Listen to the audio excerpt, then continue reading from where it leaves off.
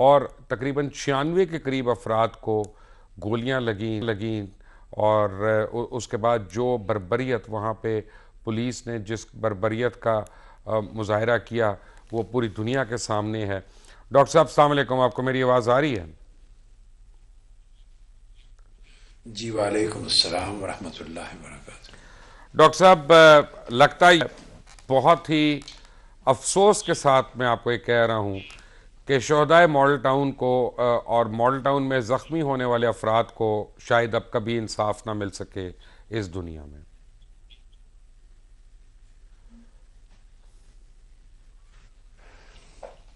دیکھیے، میں یہ تو نہیں کہوں گا کہ شاید کبھی انصاف نہ مل سکے، نا امید نہیں ہونا چاہیے۔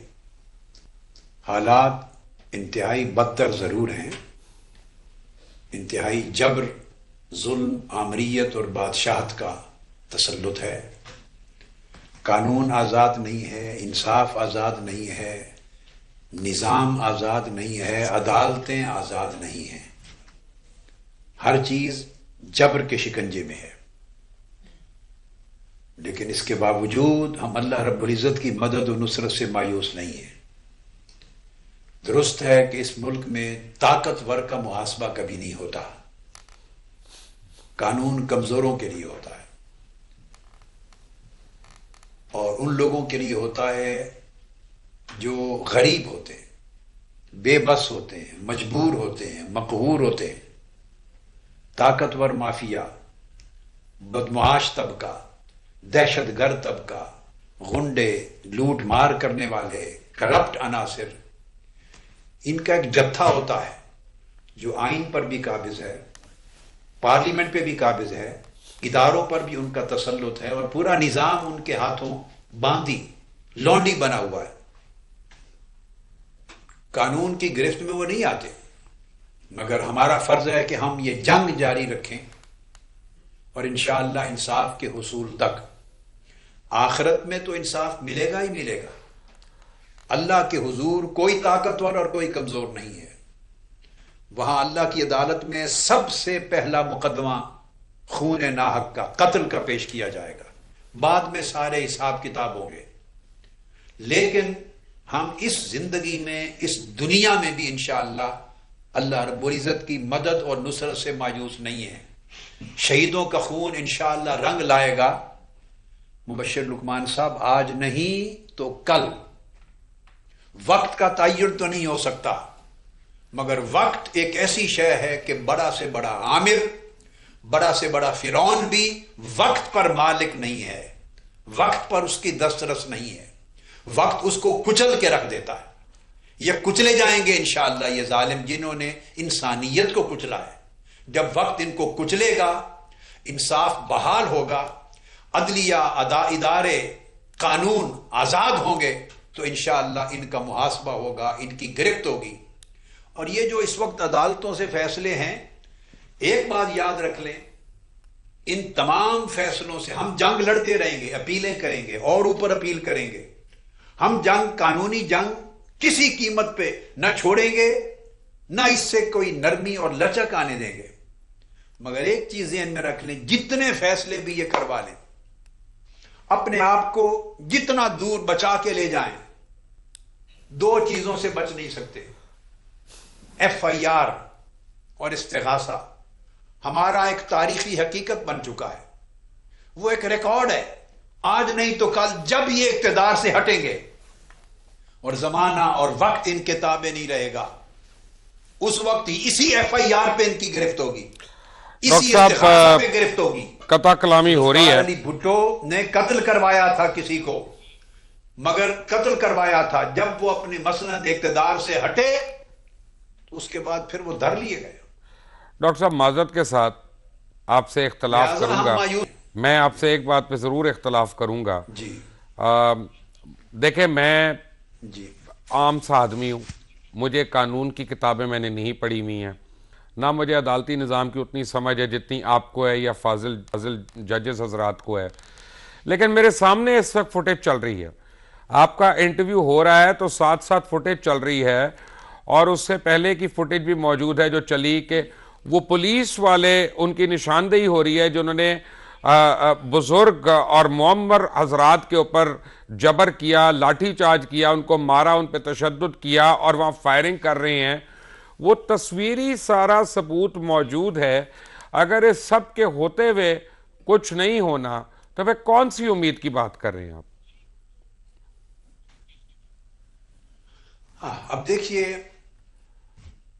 یہ جو فیصلہ ہوا ہے اس میں بھی اس فیصلے میں انہوں نے دو حصے کر دیے.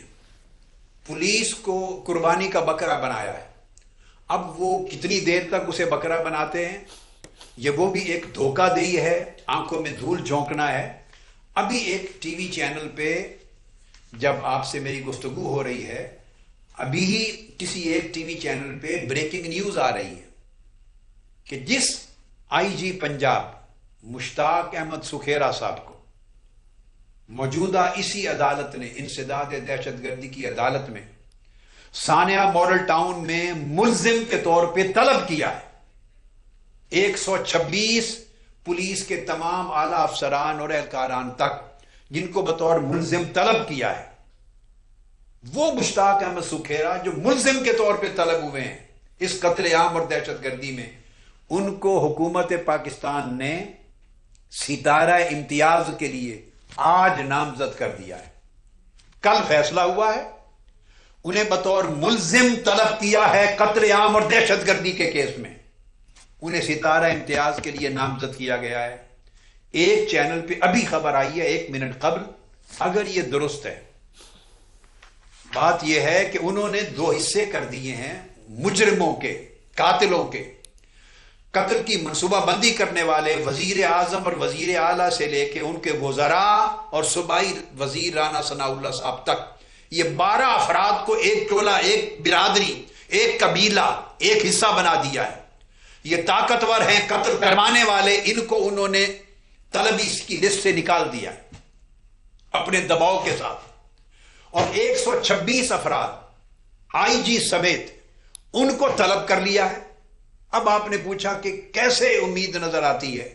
مجھے امید نظر یہ آتی ہے کہ انہی میں سے انشاءاللہ کئی پولیس افسران وعدہ معاف گواہ بنیں گے. انہیں یہ میسج جائے گا کہ قتل ہم نے نہیں کیا تھا از خود اپنے شوق سے، ہم سے قتل کروائے گئے. پولیس کے کئی لوگ سوچیں گے ان کی ماڈل ٹاؤن سے کوئی دشمنی نہیں تھی، بھی وہ تو ہمارے آتے جاتے سیلوٹ کرتے تھے، میرا نام بھی سن لیتے، کسی اور شخص کی عزت اور احترام کا سلام بھیجتے تھے. انہیں ہمارے ساتھ ذاتی دشمنی کوئی نہیں تھی، انہیں استعمال کیا گیا جبر کے ساتھ، ان کی نوکری کو ایکسپلائٹ کیا گیا، ان کے روزگار کو ایکسپلائٹ کیا گیا، ان کے بچوں کے مستقبل کو انہیں مراعات دے کر، رشوت دے کر، جبر پر زور سے انہیں درندوں کا ان سے کام لیا گیا، جیسے یزید اور زیاد نے اپنی فوج سے کام لیا تھا کربلا میں.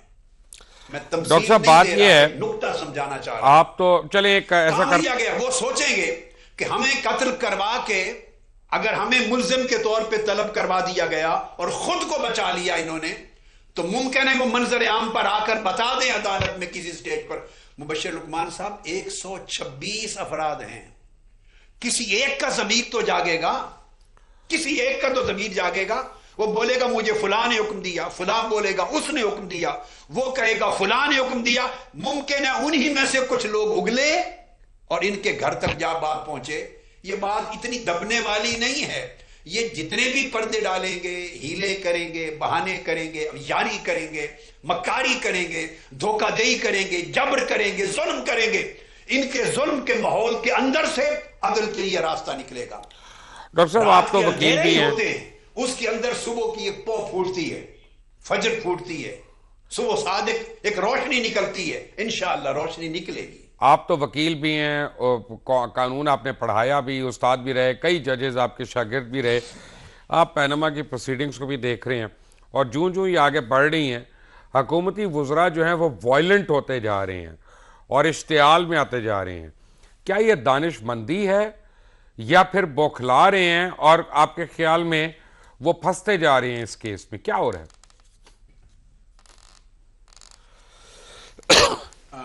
میں پاناما کیس کی آپ نے بات پوچھی.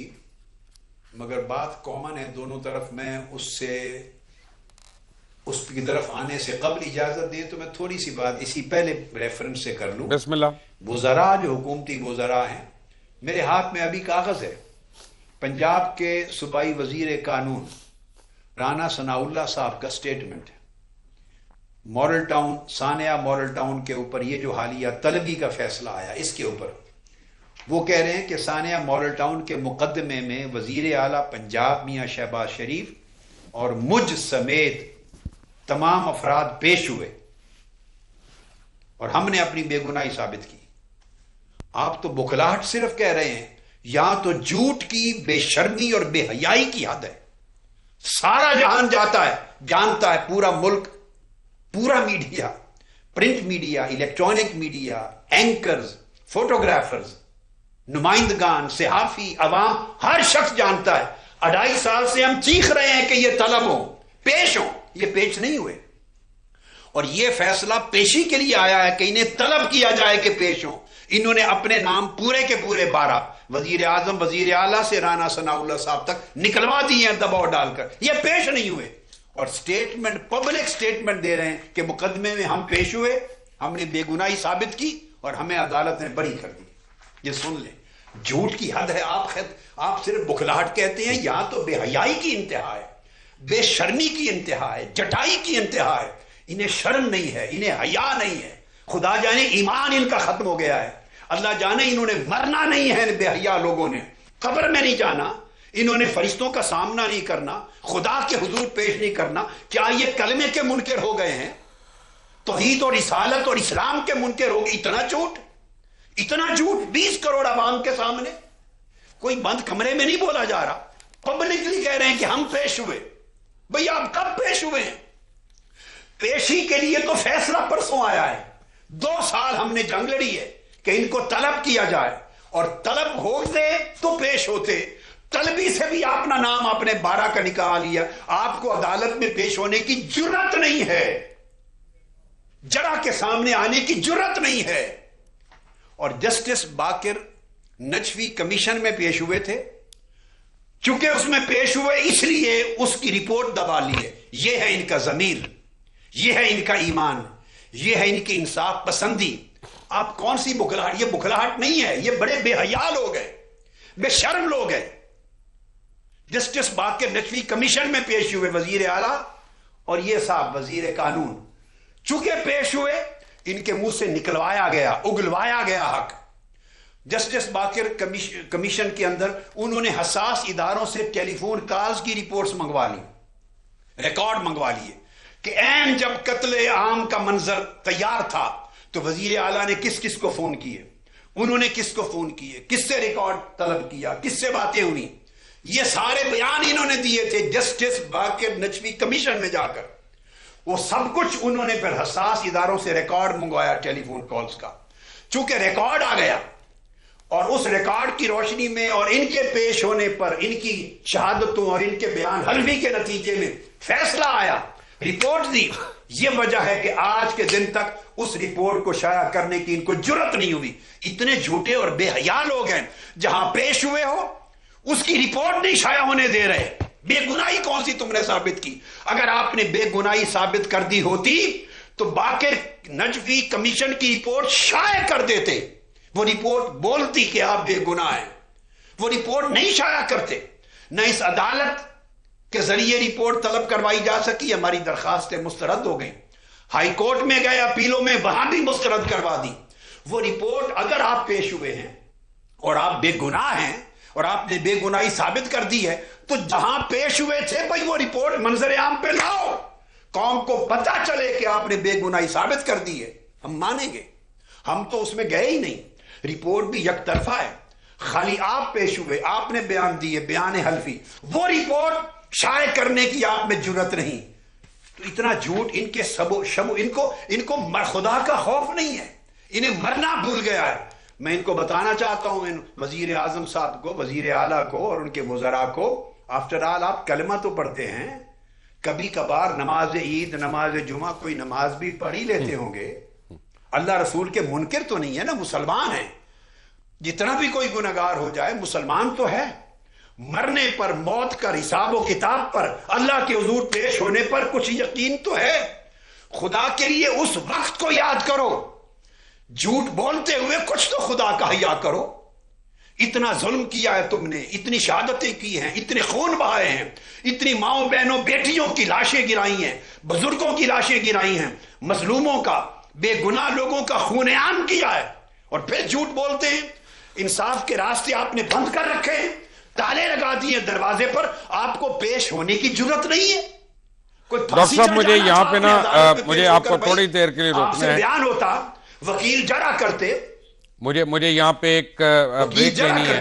میں بریک سے آتا ہوں تو پھر آپ سے میں پینما کے اوپر سوال پوچھوں گا, اور کیا آپ کو لگتا ہے کہ میاں نواز شریف سہ پائیں گے پینما پروسیڈنگز کو کہ نہیں. ایک بریک کے بعد. ٹھیک ہے.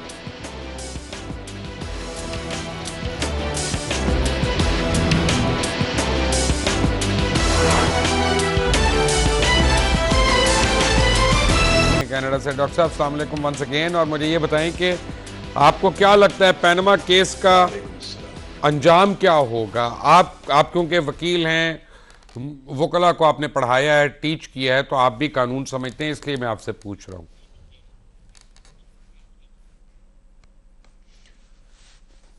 دیکھیے, جو قانون میں نے پڑھایا ہے, خود پڑھا ہے اور جو پڑھایا ہے, اگر تو خالصتاً اس قانون کی روشنی میں بات کی جائے تو یہ پاناما کیس میں کب کے برطرف ہو چکے ہوتے. مگر لگتا یہ ہے وہ قانون جو میں نے پڑھا یا دیگر سینئر لائرز جو اس ملک میں ہیں انہوں نے پڑھا, جو پریکٹس کر رہے ہیں, جو قانون میں نے پڑھایا, اور باقی قانون کے اساتذہ نے جو قانون پڑھایا, لگتا یہ ہے وہ کتابوں میں ہے. وہ قانون اس ملک میں پریکٹس ہونا بند ہو گیا ہے. اور اس وقت جو قانون رائج الوقت ہے یہ لاٹھی گولی کی سرکار کا قانون ہے. جس کی لاٹھی اسی کی بھینس, جس کا اقتدار اسی کا سارا کاروبار. جو طاقتور وہی سچا, جو بدماش, جو دہشت گرد وہی حق پر.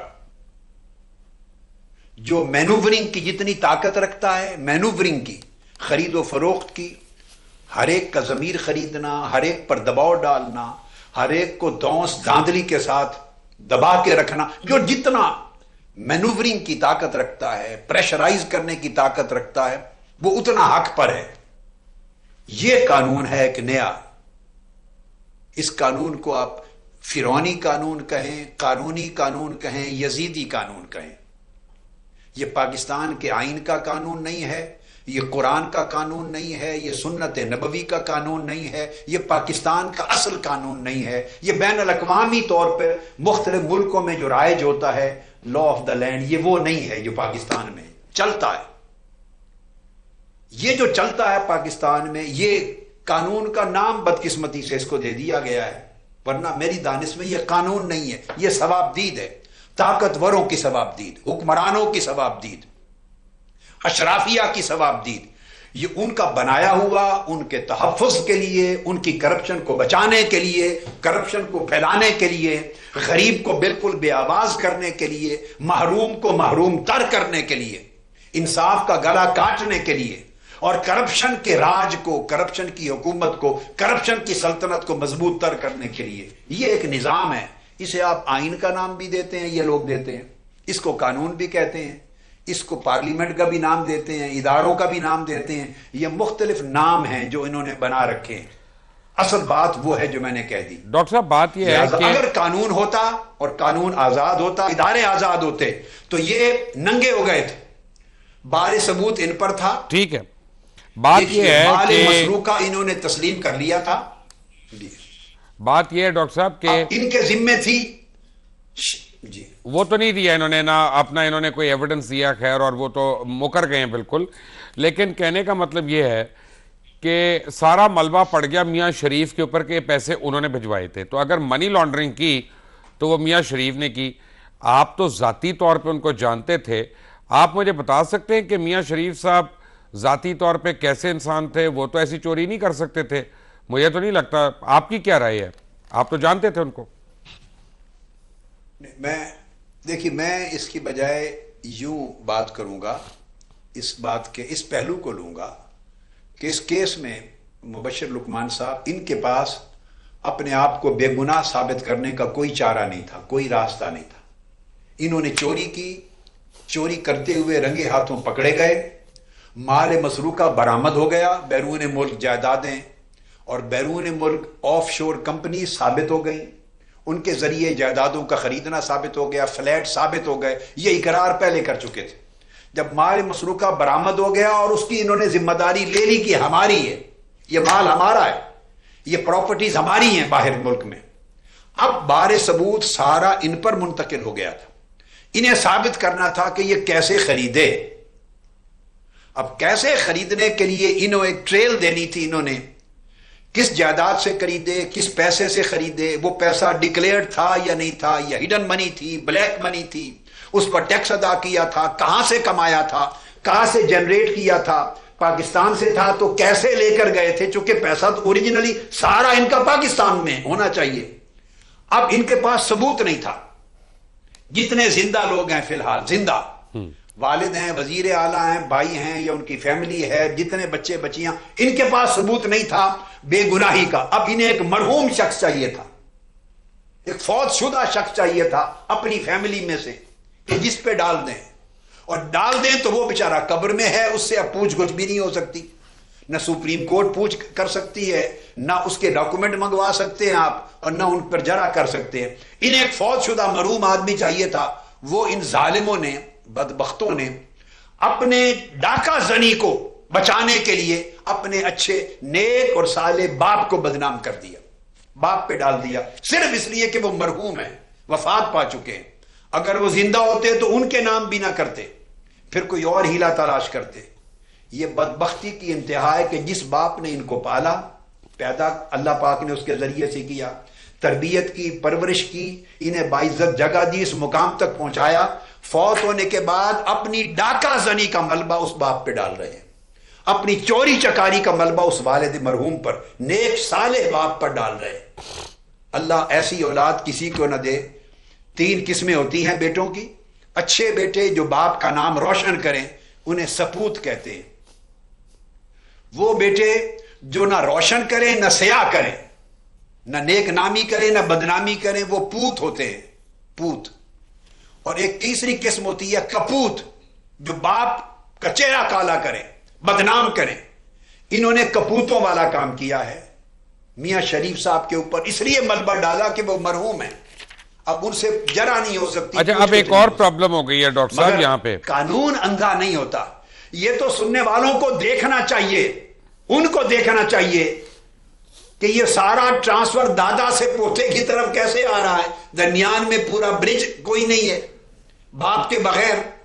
پرابلم ایک اور ہے ڈاکٹر صاحب، سوچنا چاہیے. اور کل تک جو اعلان کرتے رہے، دبئی میں مل لگی، دبئی کے بعد اس پیسے سے جدہ میں مل لگی، اور جدہ کی مل بیچ کر اس پیسے سے لندن کے فلیٹ خریدے. وہ ٹریک چینج ہو گیا سارا.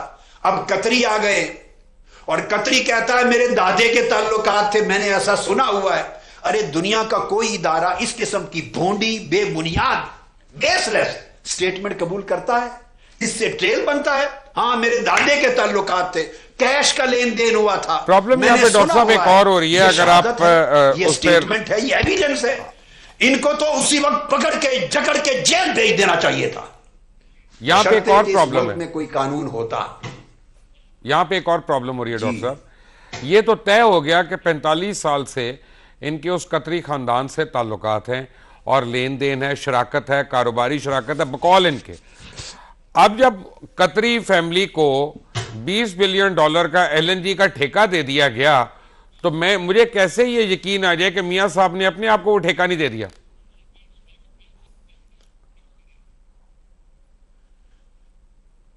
نہیں، آپ بالکل یقین رکھیں کہ انہوں نے دراصل قطری کے نام پہ اپنے آپ کو ہی ٹھیکہ دیا ہے. آپ بالکل یقین رکھیں.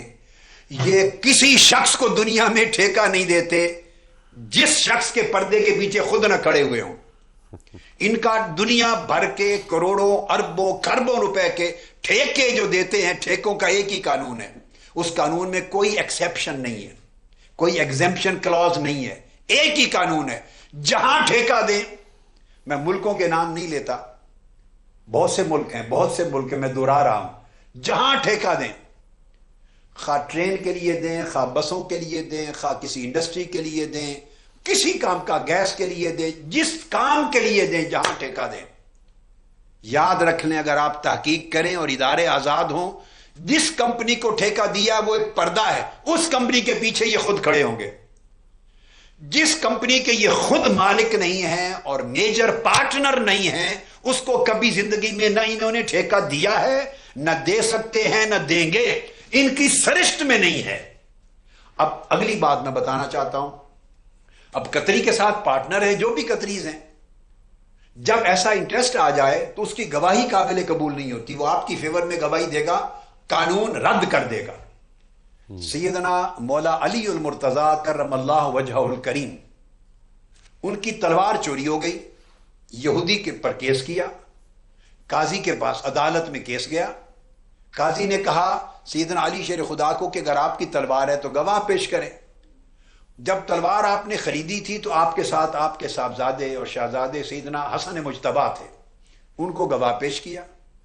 اب امیر المومنین مولا علی المرتضیٰ مدعی ہیں اور اپنی شہادت اپنے شہزادے سیدنا امام حسن مجتبیٰ کو پیش کر رہے، عدالت نے اس گواہی کو رد کر دیا، کہا چونکہ آپ کا بیٹا ہے اور اس بیٹے ہونے کی وجہ سے یہ جو رشتہ ہے، یہ رشتہ وہ انڈیپینڈنٹ گواہ نہیں بنتا، اس کی گواہی ریلائبل آپ کے حق میں نہیں۔ سبحان اللہ۔ آپ نے ایکسیپٹ کیا عدالت کا فیصلہ، سبحان اللہ۔ عدالت نے وہ تلوار اس یہودی کو دے دی، جب یہودی کو دے دی تو اس نے انصراف اسلام کا عدل دیکھا، انصاف دیکھا، ٹرانسپیرنسی دیکھی، اور قانون کے اندر مسلم غیر مسلم اور چھوٹے بڑے اور امیر المومنین بادشاہ اور رعایا میں فرق کا نہ ہونا، جب یہ دیکھا تو وہ باہر نکل کے اس نے کلمہ پڑھا، اسلام بھی قبول کر لیا اور تلوار واپس دے دی، اس نے کہا میں چور ہوں۔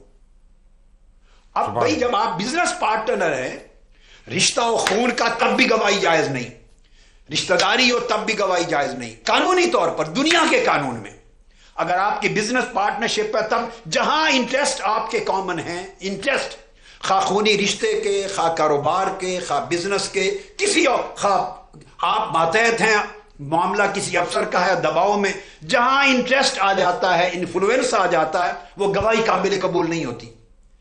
ان کی پارٹنرشپ ہے، انہوں نے اپنے بندے بیٹھائے ہوئے ہیں وہاں، اور سی این جی اور ساری چیزوں میں ان کی پارٹنرشپ جب چلتی ہے تو وہ گواہی بنتی ہی نہیں ہے، شرعن، قانوناً، رواجاً، دستوراً جائز نہیں ہے۔ تو میں نے آپ کو عرض کیا اگر قانون ہوتا اس ملک میں اور آئین ہوتا تو کبھی کے یہ سلاخوں کے پیچھے ہوتے، جیل کے پیچھے ہوتے، میں کہتا ہوں 17 جون کے واقعہ کے بعد جیل میں ہوتے۔ سیدنا فاروق اعظم رضی اللہ تعالیٰ عنہ نے فرمایا تھا اگر میرے دور میں دجلہ کے کنارے ایک بکری کا بچہ اور ایک روایت میں آتا ہے کتے کا بچہ بھوک سے پیاس سے مر گیا، اس کی جواب طلبی بھی مجھے ڈر آتا ہے اللہ کے حضور کہیں مجھ سے نہ ہو جائے۔ ڈاکٹر طاہر القادری ہمارے ساتھ ہی ہیں، اپنی پلیز رسپانسبلٹی فیل کرتے تھے۔ ڈاکٹر صاحب ہمارے ساتھ ہی رہیے گا، ایک بریک کے بعد میں آتا ہوں دوبارہ آپ کے پاس۔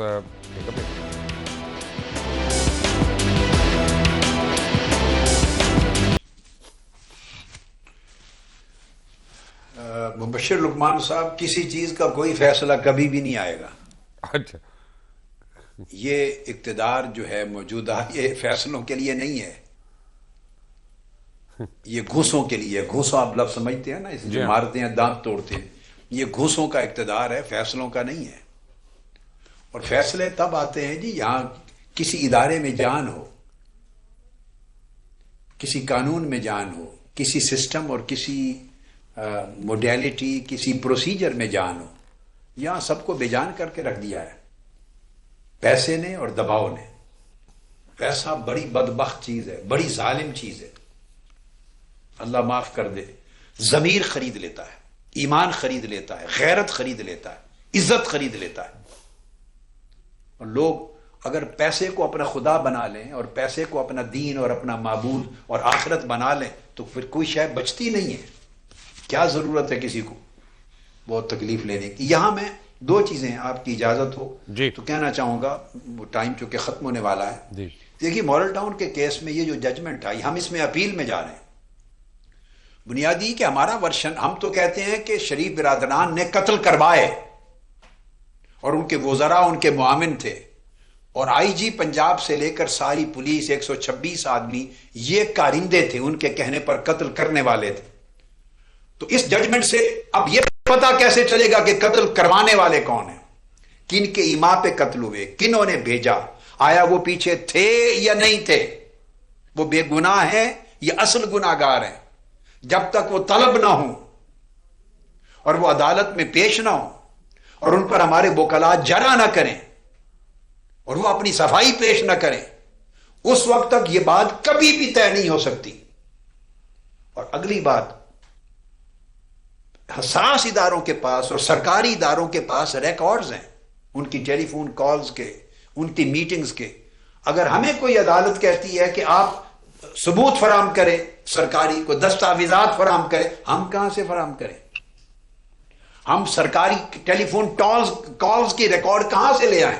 وہ حساس اداروں کے پاس ہیں. ہم حکمران نہیں ہیں، ہم تو بھائی مظلوم ہیں، مقتول لوگ ہیں. اگر ہمیں کہیں کہ دستاویزات لائیں ان کی میٹنگز کی کارروائی، ہم کہاں سے لے آئیں؟ بھائی وہ تو عدالت نے ہی طلب کرنا تھا ان تمام ریکارڈز کو، ان تمام دستاویزات کو، ان تمام ڈاکومنٹس کو، ان شہادتوں کو. عدالت طلب کر سکتی ہے، اور عدالت تبھی طلب کر سکتی جب یہ کٹہرے میں ہوتے. ہم الزام لگاتے انہوں نے ٹیلی فون کیا 9:30 بجے، پھر 9:45 بجے، پھر 10 بجے، فلاں کو کیا، فلاں جواب لیا اور یہ آرڈر دیے. ہم الزام لگاتے، یہ اپنی صفائی دیتے، ہم کہتے ریکارڈ پیش کرایا جائے، عدالت ریکارڈ طلب کرتی، تبھی جا کے سامنے چیز کلیئر ہوتی. جب آپ انہیں طلب ہی نہیں کر رہے تو ریکارڈ کہاں آئیں گے؟ تو پھر تحریک قصاص آتی ہے ڈاکٹر صاحب؟ ڈاکومنٹس کہاں آئیں گی؟ اس کا مطلب ہے یا پھر وہ بھی آ سکتی ہے. ہم نے تو وہ رکھا ہوا ہے اپنے ٹائم پر جب ضرورت پڑے گی. ابھی قانون کی جنگ لڑ رہے ہیں، لیکن انشاءاللہ نہیں، میں ابھی یہ تو نہیں کہہ سکتا. ابھی تو ہم اس کے لیے اپیلوں میں جائیں گے، کیس بھی لڑیں گے، آگے دیکھیں گے سارا کہ کس وقت کس چیز کی ضرورت ہے. لیکن باصورت ہمارا ایک فیصلہ ہے کہ ہم نے انصاف کی جنگ لڑنی ہے، مظلوموں شہیدوں کے خون اور ان کے قصاص کی جنگ لڑنی ہے، انہیں چھوڑنا نہیں. سانس، آخری سانس جو زندگی کا ہوگا اس سانس تک لڑنی ہے. اور یہ پاکستان کا واحد کیس ہے جہاں حکمرانوں کی طاقت بھی مظلوموں کو پیچھے نہیں ہٹا سکی اور حکمرانوں کی دولت بھی ان کے ضمیر کو خرید نہیں سکی. ہر روز پاکستان میں قتل ہوتے ہیں، اولاد ماں باپ کا خون بیچ دیتے ہیں دیت کے نام پر، والدین بچوں کا خون شہیدوں کا بیچ دیتے ہیں دیت کے نام پر، بھائی بہن رشتہ دار بیچ دیتے ہیں دیت کے نام پر. سمجھتے ہیں انصاف نہیں ملنا، یہ پیسہ مل رہا ہے یہی غنیمت ہے، لے لو. اب اس کا نام آپ مجبوری سمجھیں، بے بسی سمجھیں، بے کسی سمجھیں، بے حسی سمجھیں، بے غیرتی سمجھیں، جو نام چاہیں دے لیں، مگر خون بکتا ہے دیت کے نام پر. ڈاکٹر صاحب میرے پاس صرف 2 منٹ ہیں اور ایک سوال ہے. شہیدوں کا جہاں کا خون خریدا نہیں جا سکا، الحمدللہ جہاں کا خون نہیں خریدا جا سکا اور نہ خریدا جا سکے گا، الحمدللہ جہاں انشاءاللہ دباؤ ان کا کام نہیں آ سکا نہ کام آئے گا. ہم انشاءاللہ لڑیں گے. 2 منٹ ہیں ڈاکٹر صاحب اور ایک سوال ہے، اور اختصار کے ساتھ پلیز جواب دیجیے گا کہ بغیر کسی ثبوت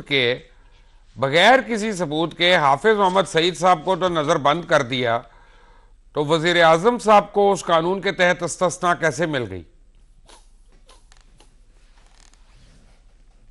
یا دیکھ لیں آپ، بغیر دیکھ لیں، چونکہ بڑوں کو راضی کرنا ہے اور ان کے بڑے ان کے پڑوس میں بیٹھے ہیں مشرقی طرف، وہ ان کے بڑے ہیں، اور وہ جو پوری دنیا کے بڑے ہیں تو وہ تو بھی ان کے پھر دادا ہیں، بڑوں کے بڑے ہیں. ان کی وفاداریاں کسی اور جگہ ہیں، ملک سے نہیں ہیں. ان کے مفادات کسی اور جگہ ہیں، ملک سے نہیں ہیں.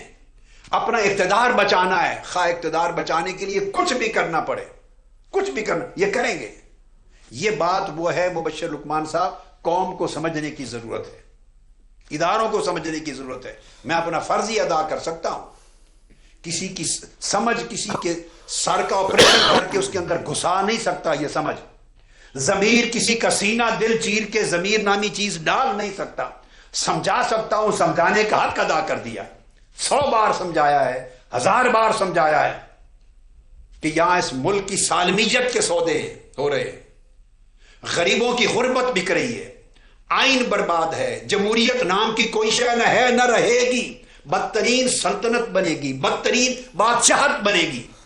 آپ جو باقی بادشاہتوں کا حال سنتے ہیں اس سے بھی بدترین بادشاہت ہوگی۔ آئین پارلیمنٹ کے نام پر اگر سارے اس کے ساجی بننا چاہتے ہیں، حصے دار بننا چاہتے ہیں تو بنے بیجی بسم اللہ۔ پھر اللہ کی لاٹھی بڑی بے آواز ہے، وہ کسی کو نہیں چھوڑے گی اللہ کی لاٹھی۔ وقت تو آئے گا، آپ آگے آگے لے جا سکتے ہیں مگر اس امر کو ختم نہیں کر سکتے۔ جب اللہ کے امر کے اترنے کا وقت آئے گا، اس میں کوئی دو رائے نہیں ہے کہ جب اللہ کا قانون ہے اور اللہ کا نظام ہے، یہ پاکستان کے ساتھ ظلم ہو رہا ہے اور اللہ کا پاکستان کے اسکرین پلے ساتھ ہے، زیادتی ہو رہی ہے، پاکستان کے ساتھ دشمنی ہو رہی ہے۔ اللہ پاک ہمیں دنیا اور آخرت کے لیے صحیح سچا مسلمان، سچا پاکستانی اس دنیا کے لیے۔ آمین ثم آمین۔ Doctor Tahir al-Qadri, thank you very much for being with us. ایک بات آپ کو بتاؤں، 15 تاریخ سے پینما کیس ری اوپن ہو رہا ہے اور دوبارہ سے اس کی سماعت شروع ہو رہی ہے، اور مجھے پتا چلا ہے کہ کل چودھری اعتزاز احسن، پاکستان پیپلز پارٹی کے سینئر رہنما، بہت ہی قابل احترام وکیل پاکستان کی اور بیرسٹر ہیں، سمجھتے ہیں قانون کو، انہوں نے کہا لگتا یہ ہے کہ شریف فیملی جو ہے وہ مزید کوئی اب ایویڈنس اپنی طرف سے لے کے آنا چاہ رہی ہے، اور اس تاخیر کا انہوں نے یہ فائدہ اٹھایا ہے۔ لیکن حقیقت یہ ہے کہ ابھی تک جو چیز مسنگ ہے پینما کیس میں وہ منی ٹریل ہے، نہ جانے وہ پیسہ کیسے گیا باہر۔ اللہ حافظ۔